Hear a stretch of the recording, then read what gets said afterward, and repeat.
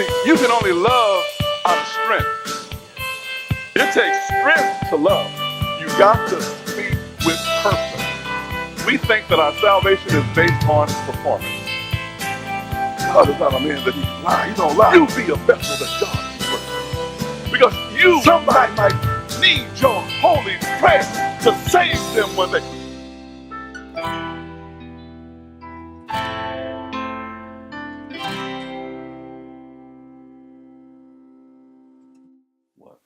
Hi, this is Dr. Will Wheat, and tonight we're going to start maybe a two-part series, and we're going to entitle this "The Doctrine of Sin."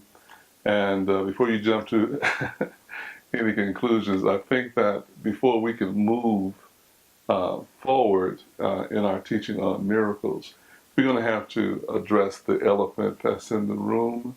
You know, there's some things that I like to say that may need to be said for some of you, may not need to be said for others. But, you know, I've been pastoring where I am now for 27 years this year. In fact, April of this year will make the 27th anniversary of our pastorship.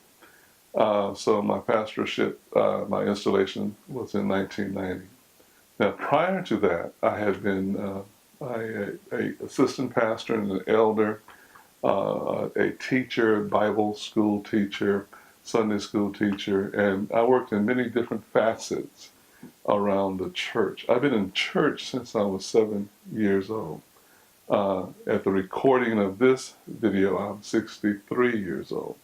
So when I was set into the pastorate, I was 36, and I was installed in April, and I was 36 years old.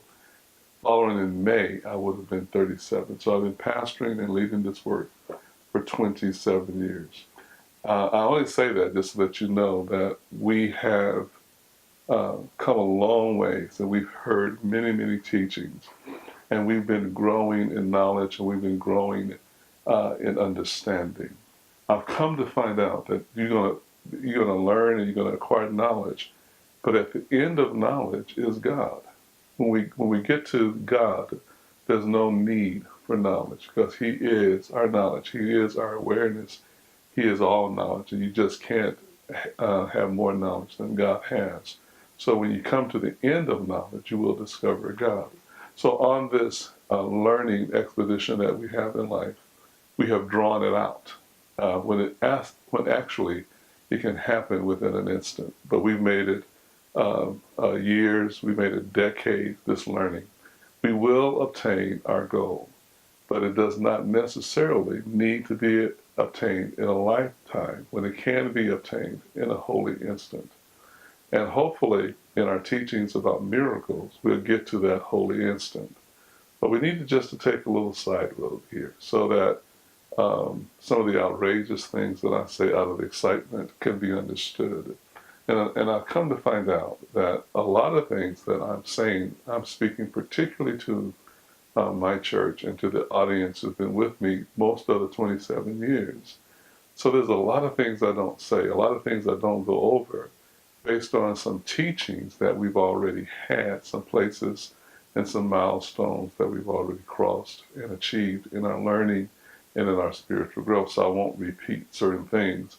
So if you're hearing it for the first time, it may sound outlandish, and you'd be saying, well, where in the world did you come up with this when I have all these other types of scriptures to confirm my belief system? So we entitled this the Doctrine of Sin. Now, my pastor, Pastor Floyd Miller, taught this, and I was in the classes where he taught this teaching as well as other teachings, the doctrine of the Holy Spirit, the doctrine of sin, the doctrine of church. It was a part of his Bible school. And so the book that he taught from was written by Dr. Harold L. Livington. Now, not only did he teach from this book, but as I became a professor at his school, I also taught from this book as well. Now, just here are some of the chapters, and the title of the chapters that's in the book. It says, the definition and meaning of sin. Number 2, the origin of sin. And then under that is the origin of sin into the universe, the origin of sin into the world. Chapter 3, the nature of sin. You have sin is not eternal. Sin is not merely the absence of good. Sin is not simply the weakness or frailty of the human flesh.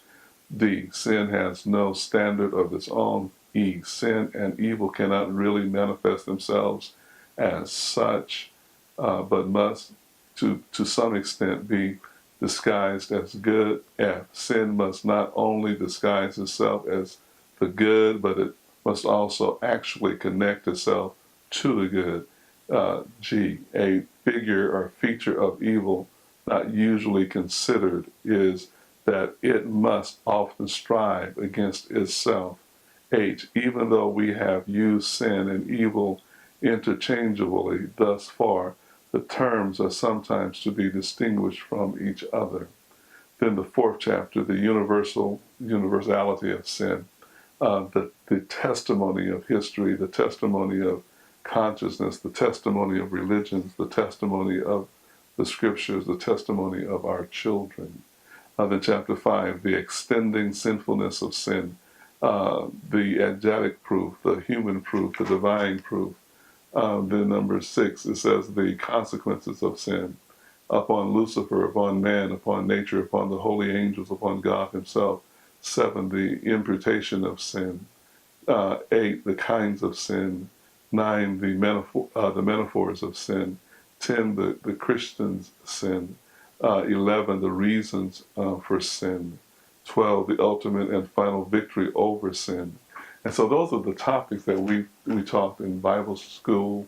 Those are some of the topics that we taught in our church, in our Sunday schools, in our men's fellowship, in our women's fellowship, common ground fellowships.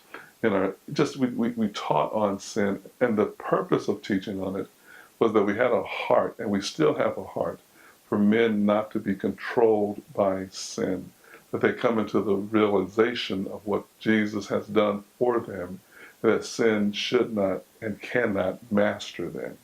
So we've grown up in these types of terminologies that you just heard. And so when I'm speaking from not antiquity, but from a history of what I believe is thorough teaching, but we're moving forward into a brighter light and revelation.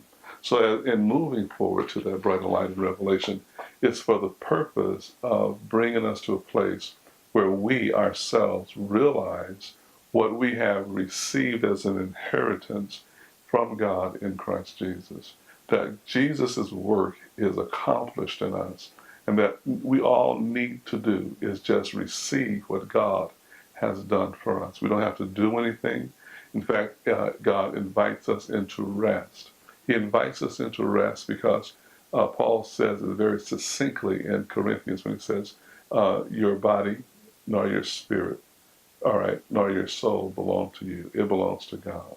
And it's not just that it's been purchased and brought with a price and it belongs to God because it's been ransomed, but because God inhabits all three areas of your life. He lives through you. One of my favorite scriptures is Galatians 2:20. I have been crucified with Christ, yet it's no longer I who live, but Christ lives in me. The life that I now live in the flesh, I live by the faith of the Son of God. It's not even my faith, who gave himself. He loved me, he gave himself for me.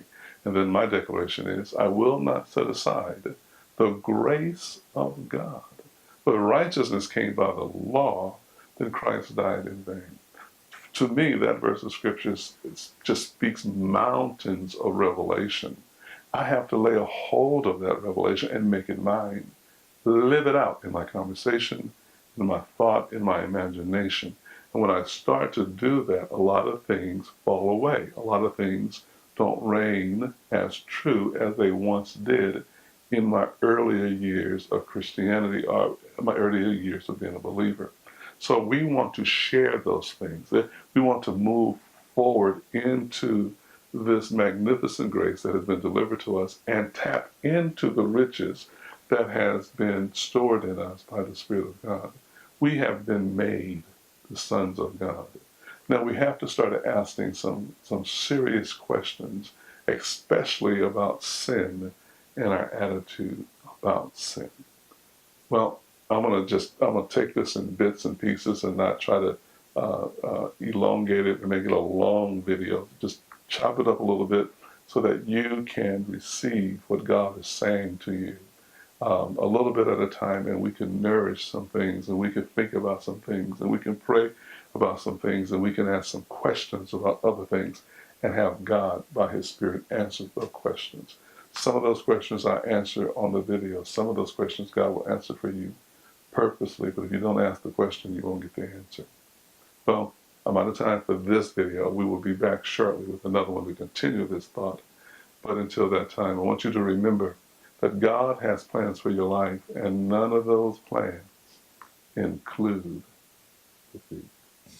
People of Greater Los Angeles, Apostle Will Wheat has a word from God that is revealing, powerful, and life-changing. Every Sunday, lives are being transformed by this powerful word from God. Families, businesses, church leaders, and the world are hearing God's plans for their lives. And none of those plans include defeat. It has been said that there have been Jesus sightings in His services. So you owe it to yourself to be a part of one of the greatest movements and Jesus sightings that this city has ever experienced. And you can download Apostle Wheat's Sunday messages for free at nccfc.net. nccfc.net. Sunday services are at 1 p.m. and midweek services are Wednesdays at 7 p.m. There is faith for your destiny at nccfc.net.